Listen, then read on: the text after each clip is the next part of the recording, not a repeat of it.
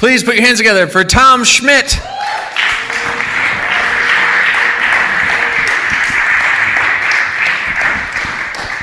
On today's video, we find out what it takes to convince a friend to make himself look like Tony Curtis. We walked in the door and she took one look at him and she hollered, literally hollered, "What did you do to my son?" I'm your host, Adam Rosted. Thanks for tuning in. You can hit the subscribe button here on YouTube and the notification bell to find out when our videos come out. While you're at it, go to MadisonStorySlam.com, find our podcast, and you can go to patreon.com/MadisonStorySlam, where you can become a patron of the show and help us grow. It helps us a lot, and we love you for it. So, today we've got one of my favorite people that comes to Story Slam regularly. It's Tom Schmidt, and he's got a great story about his friend who he emphasizes a lot during the story that he is blonde, and how peer pressure convinced him to dye his hair black. Here's Tom. You gave me an idea earlier that I could tell a story about making somebody uncomfortable or embarrassed, and which I have done.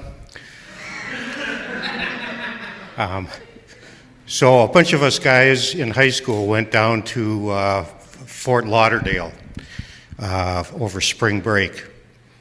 And we'd been friends for a long time, and so we were good traveling companions, and I had a car, so away we went. One of the interesting parts about this was we were on our way down. We got so exhausted driving that in Georgia, I pulled the car over off the side of the road and into some trees, thinking that, well, we'll just get some sleep in the morning, we'll get going again. And in the morning when I woke up, I was parked on somebody's front lawn. In any event, we left before they woke up. Okay, so now we're down in Florida, and we decided that one of the guys that we were with was impressionable, and we could have a little fun with him. And so we decided that if he died, he was blonde, very, very blonde. And we explained to him that if he dyed his hair black, he'd look just like Tony Curtis. Well, Tony Curtis was somebody that, well, most of you people know who Tony Curtis is. So anyway, he thought that that would be a pretty good idea to dye his hair black so he looked just like Tony Curtis. And he decided that I should go to the pharmacy with him and buy some beauty products, and he wanted to make sure that that was a removable, not a permanent black hair dye. And so I reassured him that that box of black hair dye that was permanent was not permanent. And he dyed his hair black. Well, his skin turned blue.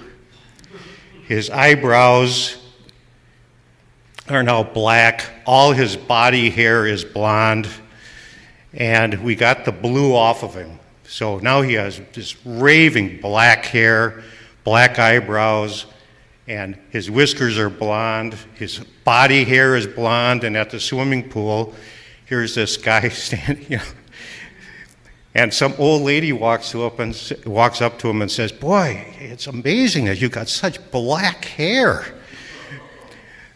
Embarrassing for him, and a lot of fun for us. Anyway, we had a very good time.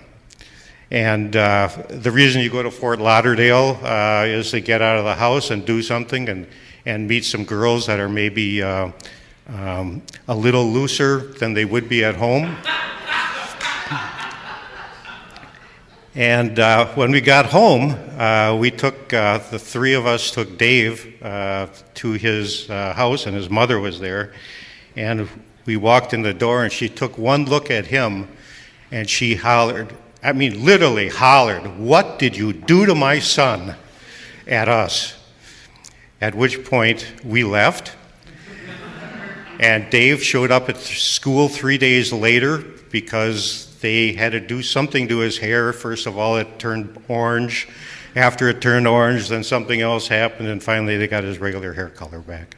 So that was not very nice of me, but nonetheless, it happened.